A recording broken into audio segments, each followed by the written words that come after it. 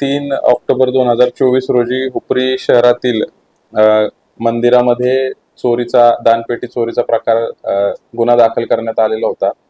त्या अनुषंगाने तपास करत असताना गेले 2 महिन्यापासून इचलकरंजी शहरात होणाऱ्या मंदिरातील दानपेटी चोरी आणि हुपरीतील चोरी यामध्ये साम्य आढळून आल्याने त्या अनुषंगाने इचलकरंजी शहरातील 3ही पोलीस स्टेशनच्या DBच्या अंमलदारांना सदर आरोपी इसमांचा शोध घेण्याविषयी आदेशित करण्यात आलेलं होतं।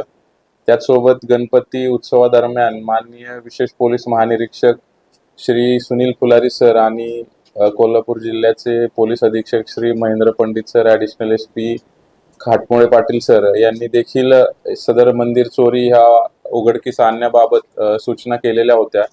त्या अनुषंगाने CCTV फुटेजच्या आधारे संशयित इसमांचा शोध घेतला असता गावभाग पोलीस स्टेशनचे पोलीस अंमलदार अमर कदम यांना सदर इसम हे मानकापूर जिल्हा बेळगाव येथील असल्याबाबत माहिती मिळाली। त्या अनुषंगाने 2 इसम ताब्यात घेऊन त्यांच्याकडे चौकशी केली असता त्यांनी इचलकरंजी शहरातील जवळपास 8 छोट्या मोठ्या मंदिरातील दानपेटी आणि हुपरी शहरातील 2 ज्यामध्ये काल दाखल झालेली देखील मंदिर चोरी अशी एकूण 10 मंदिरांमधील लहान मोठ्या मंदिरातील दानपेटी चोरी केल्याबाबत कबुली दिलेली आहे।